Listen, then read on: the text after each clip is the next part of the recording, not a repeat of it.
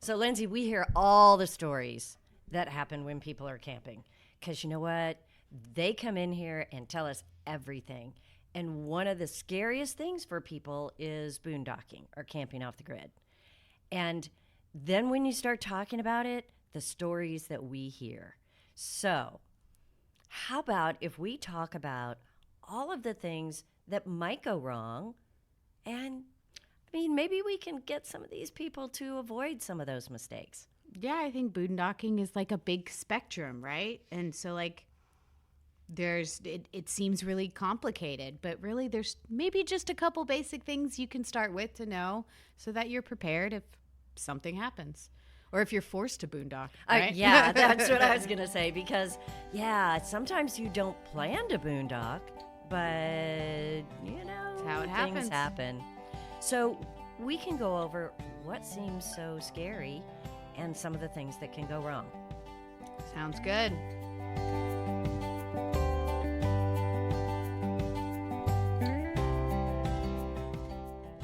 Welcome to the RV Small Talk podcast, where we talk about trailers, both plugged in and not plugged in. We talk about truck campers. We talk about fun camping events. We talk about all kinds of stuff, and sometimes we talk about nothing. I'm Lindsay. And I'm PJ, and we are your hosts from Princess Craft RV. And today we're going to talk about boondocking. But before we do, we went to the rodeo last night. Well, it's rodeo time in Texas. That's right. I had so much fun. Me too. I haven't been to the rodeo in so long. I mean, wow. It was fun. Smells the same as I remember, though. It does. I was trying to explain to the kids what a rodeo smells like. No, that's so funny because when they were asking me what a rodeo is like, that's the first thing I said was what it smells like, and my son was like, "That's a weird way to describe something." And I'm like, "Yeah, I just described the smell, didn't I?" Just wait till you get there.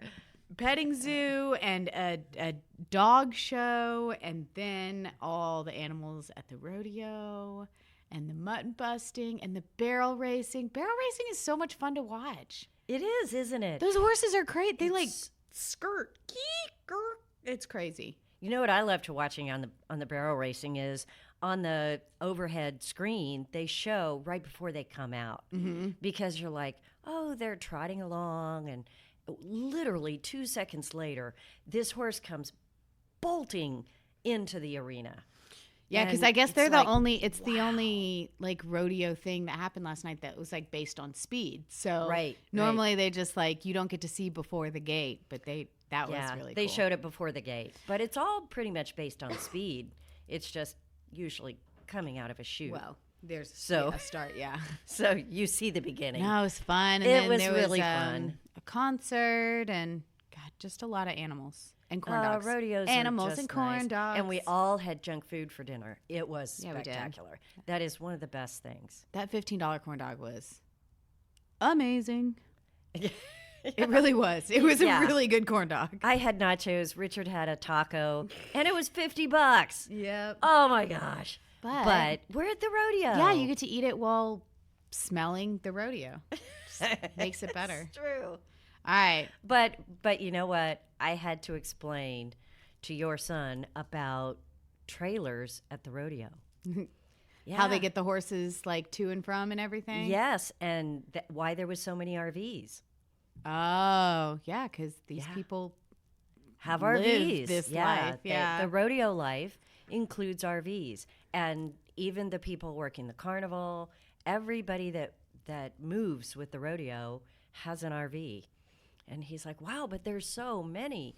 And are they actually camping in them? And I was like, well, partly. Camping. I guess it's kind of camping, right? Yeah. They probably camp for parts of the year. I bet when they aren't camping, they're really glad to be home because they travel all the time. Yeah. But anyway, it was just an interesting concept to him because he only knows RVs from the dealership and from going camping with us. Yeah, different types. So it was just a different use. But it was really fun. So if y'all haven't been to a rodeo lately, I think everybody needs to go from time to time. It was so fun. Go for the trailers. Yeah. Go camping at the rodeo. They have spots. Do you think the cowboys at the rodeo are professional boondockers too? I mean, I would imagine that they would be in some scenarios where, I mean, like, the middle of a rodeo where you might not have power, right? Right? I imagine boondocking is second nature. Yeah. Wouldn't you think? They're cowboys. They're cowboys, yeah. And sometimes they have power, sometimes they don't. I mean, sometimes you get to a spot and you just have to park, and that's what you have. I feel like boondocking with a horse is a whole other thing. Well, I guess not. Horses don't need power. Okay. Well, they Focus. don't need air conditioning. They don't need you to cook their food. No. But they do need water. And they need TV. Oh, well, I had a horse that needed TV. You know that story. Yeah. I had a horse one time, guys, that I don't know why we didn't have a fence around our house, but our house was in the middle of the field. And the horse would come and look through the window behind us and watch TV with us. He wouldn't do well boondocking. No, because I fed and watered him daily. So he would not do well boondocking. He liked his TV. It was his ritual. So what if you're not a cowboy and you want to go boondocking? All right. What do we need to know? Well, the first thing that everybody worries about is power, right? Yeah. If you're camping without power, I would assume that'd be the first thing you'd worry about is power. Okay, smart Alec. Miss Smarty Pants here. I see how this is going to go. But, okay, so you run out of power. I mean, in Texas, you've got to have AC. If you're in the mountains, you can open the windows. Yeah. Are you prepared for no lights? No. Are No? you? No. I got matches to light my campfire, but I don't camp with extra batteries, extra lanterns that are electric or solar powered, battery powered. So I guess if you're boondocking, that's kind of important. I didn't think of that. So how do you keep your battery charged?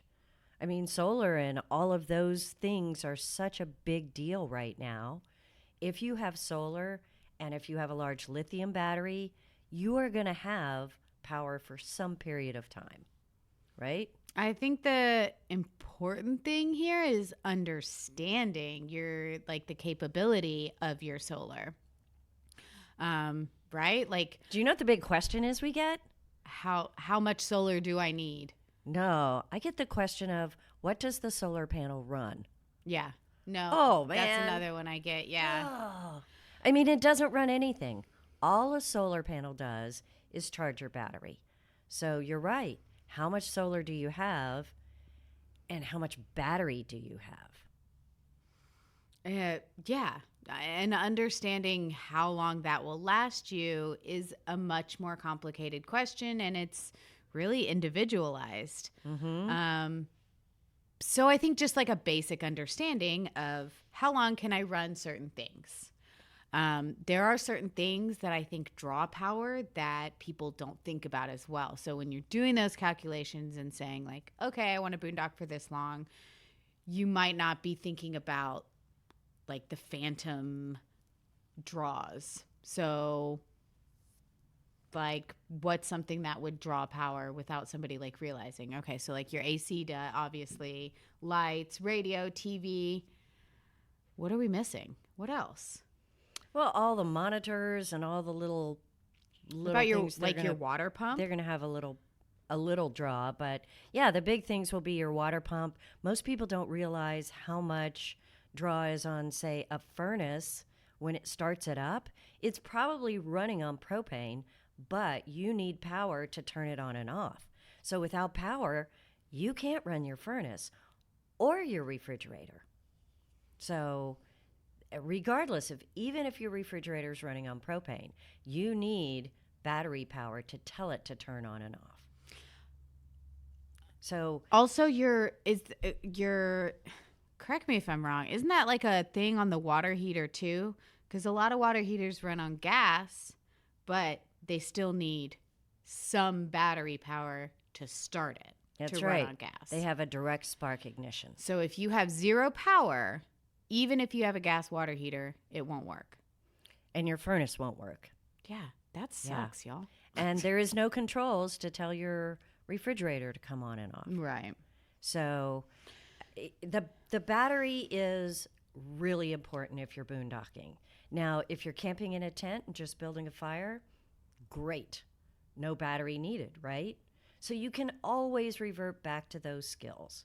You can If you always have to. become a caveman. You can. You can. Grab 2 sticks, you'll be fine. Is that right? But usually when you head out with your trailer, that's not what you're hoping for, Right. right? So I think it's like understanding your solar and your battery situation, like understanding what is on your trailer and then understanding what's going to happen to that. How long it's going to last you is really what you need to know. Yeah. And we could do a 3-hour podcast goodness. on batteries, right? On regular batteries versus lithium batteries. I'm going to be sick for that one. Yeah. I'm not going to feel well. It's, we probably have done one. I know we've done tons of seminars when we're at our rallies on that. So how much power do you have in that battery? Because it's going to determine what you can run. Yeah. So lithium upgrade, even if it's a 100 amp hour battery as opposed to a standard wet cell battery, it's costs more. Yeah, going to have to make an investment. But if you're boondocking, it's going to charge faster and you get to use more of that power that's in the lithium. So that is a cool upgrade. Now then, it's how big is the lithium? How many solar panels do you have that are feeding it? Right. Because if you get, say, a 270 Game Changer battery, it's probably 3 times the size of a basic wet cell battery. And you get enough solar to feed it, you could run a chill cube air conditioner. And for us in Texas, that's huge. Yeah. The question is, how long? Right. Right? That's where battery monitors come in. So if you're looking at boondocking, one of the things we recommend is make sure you have a battery monitor. And, a good battery monitor, like a Victron battery monitor, is going to tell you how long you've got using the power exactly the way you're using it. So that really is the easiest way to boondock and not have to worry about it. But, yeah, I don't know. Or a generator. Or a generator, a small generator, a little power cube, be prepared and then enjoy. And it's just, to me, if it's a short period of time, if you're just boondocking for one night, nothing terrible's going to happen. Yeah. Nothing awful's going to happen. The food in your fridge, don't open the door. It's going to stay cold till the next day when you power it up. So if you really are serious about boondocking and getting out there, then probably you need a battery monitor and some upgrades to be able to see. But I don't know. I can't think of anything terrible that's happened when I was boondocking that had to do with power, only because when it was low, we did without. It didn't feel terrible to me, Yeah. I always had one flashlight that worked. That's all you need. And I made my way around, right? And then the next morning I went and found some power. So was that helpful? Maybe not. Did you learn something? I learned to always have one flashlight, but I learned that a long time ago. So, Well, other than power, there's something else. There's a couple other things, but there's another big one you need to think about, because if power doesn't get you, water will. to me, that's the big thing, right? Yeah. I mean, we're not talking about those, oops, we can't plug in somewhere tonight. Because again, one night without water or power, you're fine. But if you're setting out to, get away from it all for whole 3 or 4 days. Yeah. Wow. Then what? Yeah. You have to think about your water, I guess, in different ways. You have to think about it before you get there, right? Because you're going to treat water really differently when it's not turn on the faucet and it's endless. So what do you do different if you're boondocking? You stop using so much water. You use less water. I I remember camping. You remember like camping in a tent? You would like wash your dishes like in a tub outside, and you would like use the same water for like a while. Yeah, for a while. And just, I mean, stuff like that. I think it's so easy when you are camping, like in a trailer. You're like, oh, there's a sink. I will wash my dishes. But like, yeah, if we just revert back a little bit to more basic things, you're gonna save water. So, You know, my grandmother had a water pump, one of those old-fashioned pumps, and and I thought it was so cool. And then I realized that used to be her only water. And of course, when I was young, she was hooked up to city water. But before that, that was her only water. And I didn't understand why she would yell at us for letting the water run while we were doing the dishes or while we were soaping up our hands. And, yeah, because we would be in trouble for letting the water run. Because now she got to walk all the way out Yeah. there, pump more water, and bring it back. Yes, and it's so easy because we all let the water run when we brush our teeth. Heck no, we don't. Well, people do. Patricia Jean, you stop that right now. Well, I try to be aware of Everybody listening, But- please turn off the water when you're brushing your teeth. it. But people do, or they let the water run when they're, or fill up this pot with water and let it soak, or whatever it is we do, all that stops. You have to be so careful. You have to adjust your daily habits that you probably don't even think about, like leaving Right. the water on when you brush your teeth. It's Right. something that you don't think about. And one little tub of water, you can dip your sponge in there with the soapy water. Yeah. And wipe off all the dishes, and then just rinse them real quick, and you're good to go. Yeah. So you can do it with eating or paper plates. I mean, some people do it that way. Then you have the trash when you're boondocking. So I don't know what's better, because then you have a big bag of trash hanging around while you're boondocking. I mean, you're going to have trash, right? You're gonna have a little trash. I'd rather have trash and water than no trash and no water. Okay, all right. Well, that is your choice. Right?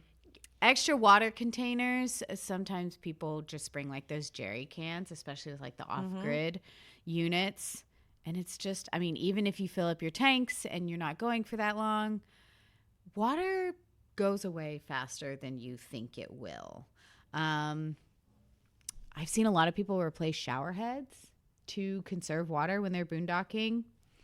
And then I've seen, I mean, I would think showers would be one of the biggest water drains. Oh, absolutely. But, I mean, how many alternative showers can you think of? Like, there's like rain showers, there's shower wipes, there's military showers where you turn the water off. I mean, get creative with your showers, people. I think showers is the biggest drain. Yeah. The biggest drain on water for somebody who maybe is new to boondocking. Also, just ask yourself, do you need a shower? Do you need, like, how bad do you need a shower? Does every part of you need to be washed? So one thing that could be really helpful with water is kind of keeping tabs on it, right? So like at the end of Segmenting each day or every couple hours, whenever, like just know how much water you have. Because can you imagine, on day 3, you're like, I'm doing so good. And then your water's gone. Like, you're screwed. So tracking your water and just thinking about all the little things we do, like that we can reuse water for or find a better way to do. If you're boondocking, always carry extra water, because you may be surprised when you run out with your trailer. If you want to stay an extra day or two, if you have a jerry can or a couple of extra gallons of water, then really it's incredible how little water you need. Right. That way. If you plan it well. And as far as drinking water, that's the catch. You need to have enough water to drink with, to cook with. That's drinkable. That's drinkable. Yeah. And so segment that water out in a different way. That is certainly the best advice for somebody who's going on a long boondocking trip. We've we've seen trailers here also kind of morph into like helping people boondock. You know, like units like Paws and MDC, they have like these humongous water tanks. Yes. That are really guarded, right, for being off grid. But then they also have like attachments for jerry cans and water and extra water. I mean, like they're building units for that. So that's really cool to see, because then it's less planning and thinking on your part, because you know, these trailers like MDC and Paws are like, all right, let's start with the water. So you've got to have water. And that is where they make these 25-foot off-road trailers with 90 gallons of water. Yeah. It's crazy. It's insane. And 90 gallons can last you a long time. Yeah. If you're careful and if you use it wisely. So it's pretty amazing. So I would say boondocking, water is the first thing. Be sure you have enough water. And then when you think you have enough water, get more water. Get a little bit more water. All right. Let's talk about the mistake that can end your trip before it even starts. Can't happen. Really? End it before it even starts? Yeah, because if you can't find where you're going. Okay. The trip that never was, because you didn't know how to get there. Yeah, there's two types of boondocking. Okay. There's the planned and there's the unplanned. We're talking about, I actually want to go boondocking. I've picked out a spot. I've researched it. But if you're boondocking, it's probably not, you know. It's not on the highway map? Yeah, like what am I trying to think of here? It probably doesn't look like Vegas, right? With like flashing lights. Like here's the spot. Or the campsites where it says one way. Yeah. Turn here and restrooms this way. So you've researched all the signs. Your water and you've researched your power, but you got to research where you're going, and you have to research it enough to where you can get to it without cell service, because we're talking about boondocking here. So let's talk about gone grid. Okay, so how do you do that? Gone grid, is that gone a thing? Can we make a new term? Can we create new English language here? Gone grid. Gone grid. Yeah, I mean, all right. So what are you going to trick? do if you get lost? I mean, MapQuest it, print it out. Come on. Wait, no, I think they have like Garmin's and stuff now.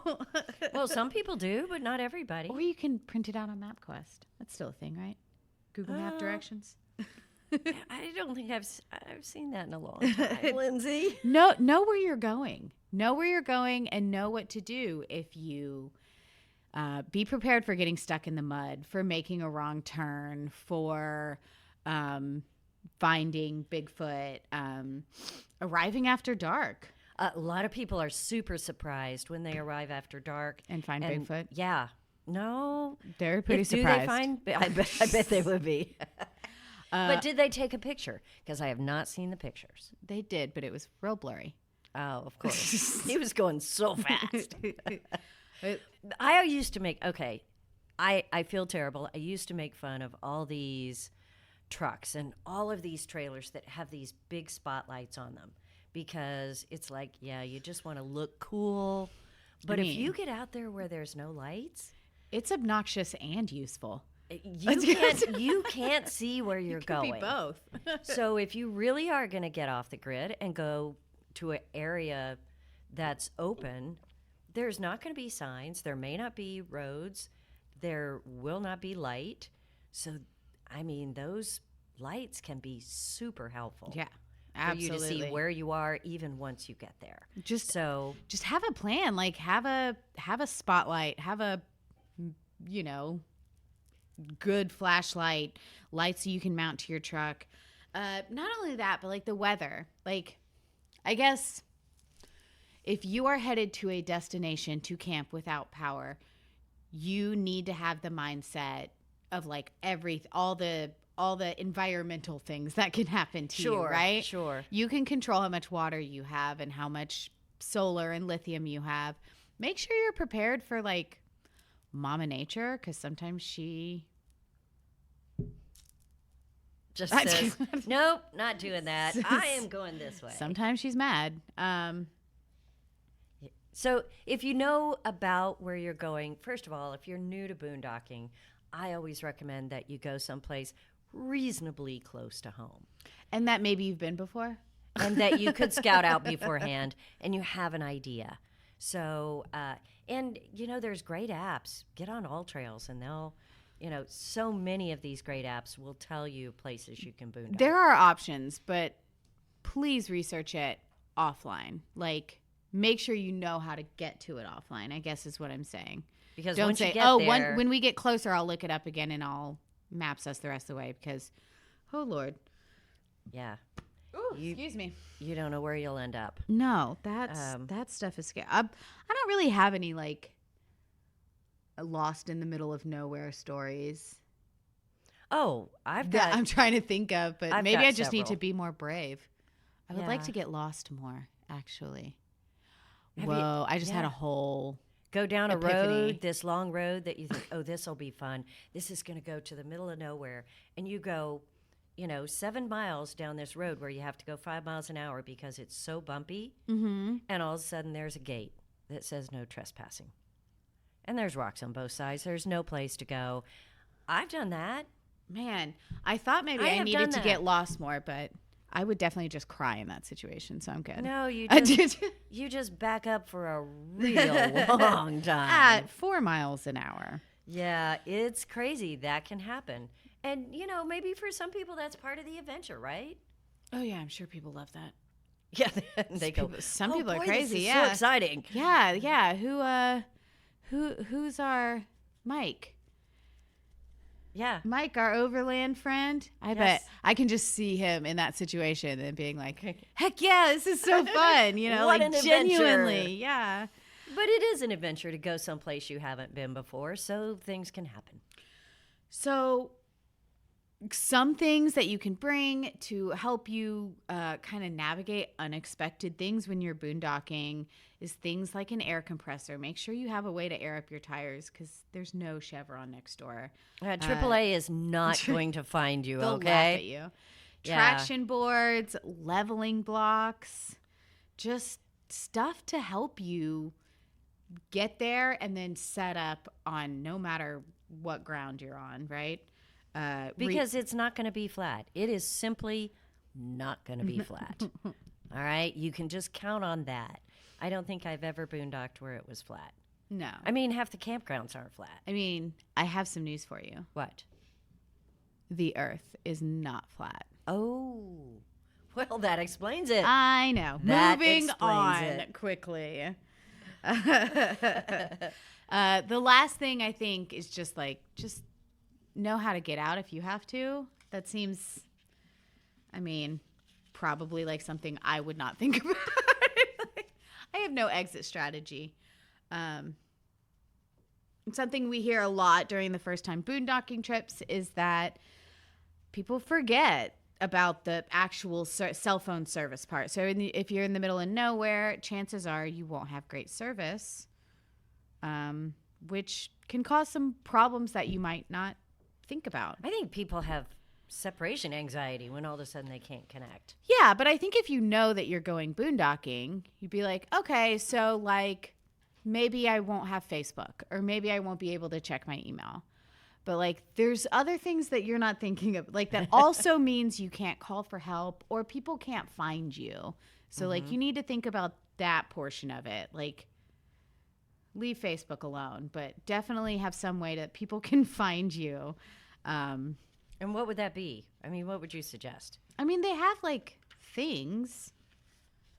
They have devices, but you could also boost your cell service. You could get what's the Yeah, if you have Starlink and you have a clear sky, I was like, what's the Elon thing? Then you will have internet. Yeah, so I think that's been something that's changed over the past few years too. There's things you can do to get yourself cell service, but you could they also have the little devices that just ping your location to the people that you want it to.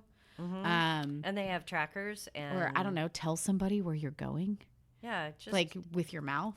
That's a thing. Is that still a thing? Here, I'm handing you this piece of paper with the coordinates of where I will be staying. please know that this is where I am. I don't know. Step 1, I don't know.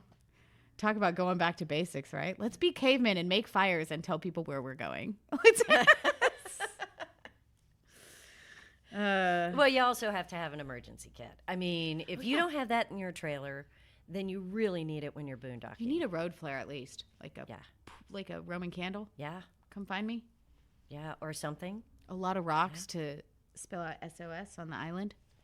Oh wait, we're talking about boondocking. Not stranded on a desert 20 island. minutes into this, and Lindsay is totally lost I'm focus. I'm on a desert island at this point. Just SOS.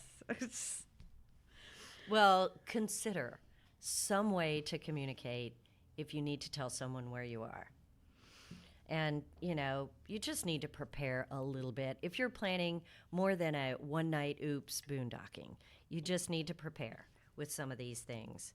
And, what about being comfortable? Because most of us don't want to be, training in the military where we're going to completely rough it and see if we can survive in the middle of nowhere with nothing. We are going out there to enjoy being separate from the rest of the world. And you still want to be comfortable, right? I mean, I do love a good episode of Naked and Afraid. I know you do. It's also not what we're talking about here. You're right. Comfort is the difference between wanting to do it again and not wanting to do it again, right? Mm-hmm. Like, yeah, that was fun, but also miserable versus we did it. And I feel good. And I enjoyed it. So you have to plan for the hot and you have to plan for the cold. Yep. Even if it's in summer, if you get in certain locations, like if you go down to Big Bend, it can get kind of cold at night. Yeah, I don't remember when we did, like what part of the year we did our boondocking. It's not even a class. We did a boondocking event like years and years ago at Princess Craft, and me and Clint went out, and it was like I had never boondocked before. Mm-hmm. So yeah, I didn't plan for the hot or the cold because I don't know. I didn't think about. I couldn't tell you, but it got really, really, really, really, really cold that night. I remember this. It got really cold that night, and I had my 2 small children with me, and I just remember huddling under the blanket. Like it's that type of cold where it's like, just don't move. Like when you move, it's like awful. So we're all just like laying under the covers, not moving. And you're thinking, I'll never boondock again. And I'm thinking, I will never do this again. Yeah, like how do people do this? Like, how is this fun? But waking up, I realized that all I had to do was turn on the heat. It was really more of a matter of not understanding, right? Like, I did not plan for hot or cold. If I would have, planned for it, said, hey, can somebody show me how to turn the heater on? Because it's going to get cold tonight. I didn't plan for it. I didn't look it up. I didn't plan. I didn't care. I suffered. But yeah, like plan. Just have a plan, right? If do you have extra blankets? An extra blanket would have been great. Yeah. Do you know how to turn on your heater? Yeah, I remember that. Wow.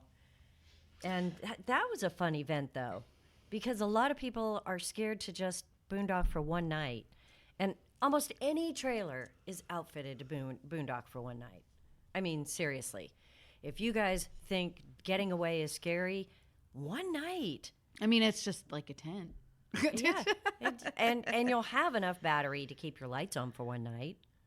But understanding your like heater and like what it runs on, what it needs to start, how long can you run it for? Mm-hmm. What do you need to look for to turn it off? Heating and cooling really backs right up to where we started, which is how much power do you have? And what can it run and how long can it run it? But if you prepare for not having those things, yeah.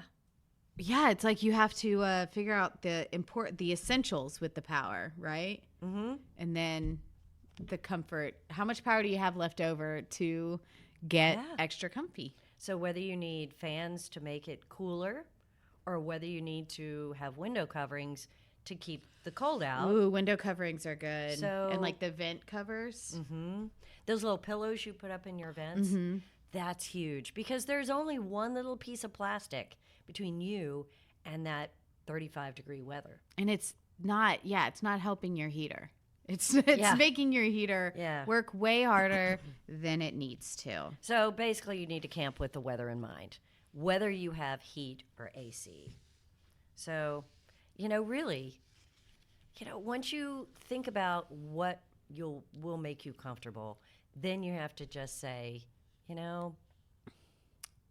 what's going to make me try this? Yeah. What's going to make me comfortable enough to try it? How do you get good at this? You start, you start. You start and you probably make a lot of mistakes. But I think the biggest thing is just researching so much beforehand.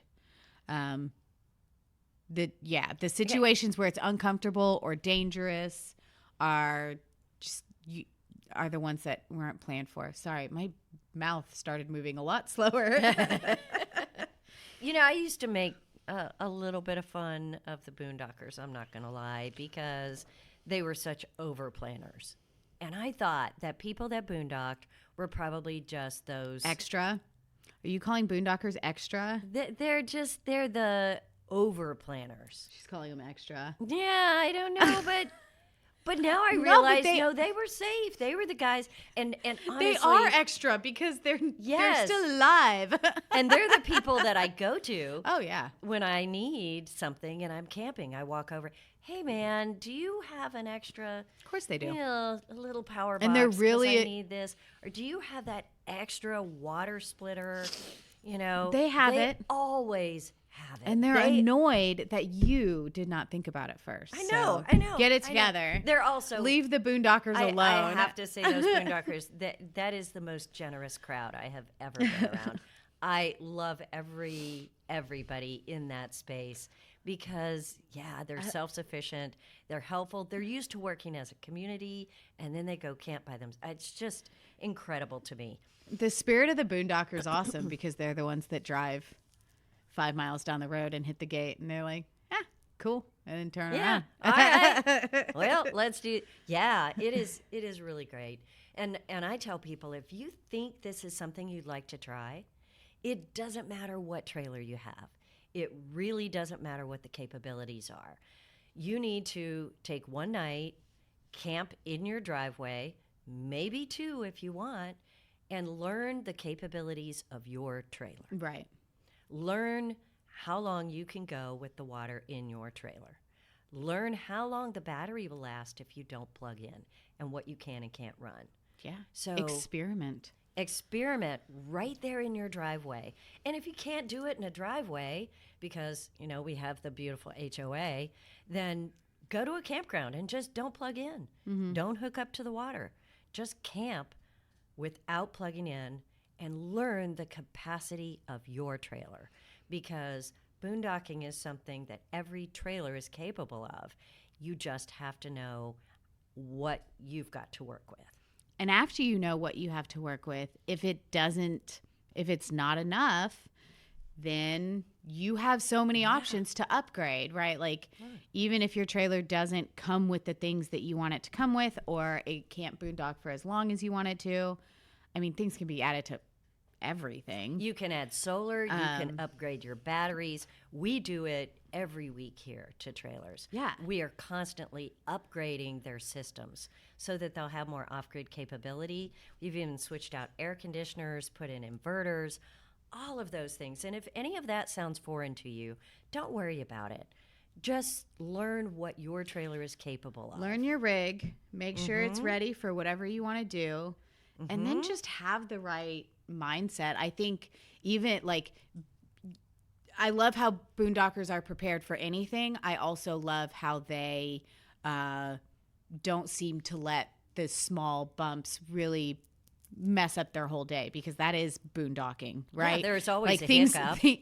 Something's not going to go right. And if you let that ruin your trip, then like maybe you're a little bit too tightly wound for boondocking. Maybe. No, I would say We need to learn to just chill. breathe. Yeah. And no, it's a temporary situation. And it is a mindset. Yeah. And it's a learning experience. You have to Isn't that let the cool life part? happen, right? Well, that's what we think. Now, I'm going to remind you of that, Lindsay, next time we have a epic fail, because, I don't fail. I don't know what you're talking about. We just have experiences. We don't have epic fails.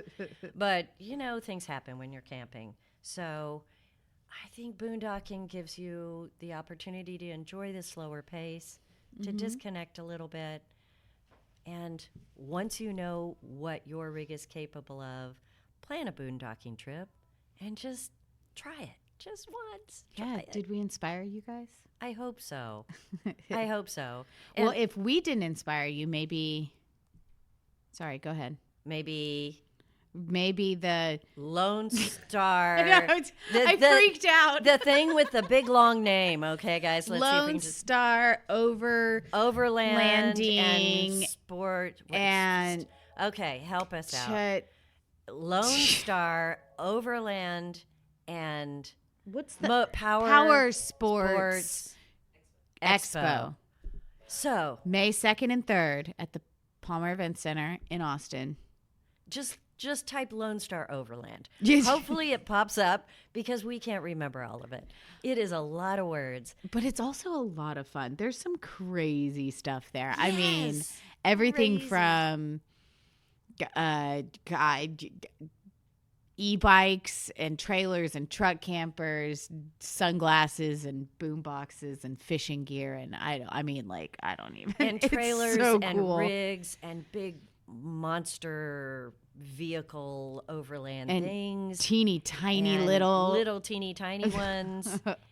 We will be there with a couple of people. We will have some of our overland trailers, like the Ember Overland. We'll have MDCs. We'll have Paws. And we'll have all some great truck campers overlands. too. We'll have a few truck campers. Then we will have also all of Scout will be there. So Scout is such a great off-grid truck camper, and it really it's top of the line. And then we'll also have we will have Encore there with some of their cool rigs. So Very off-road friendly. yeah, so different ways to do this. Everybody does it different. I mean, that's really the fun. Yeah. And See all the options. It's a cool show. it really is a cool show. So, and if you're not in Texas or you're not near us, that's okay. There are overland expos all over the country.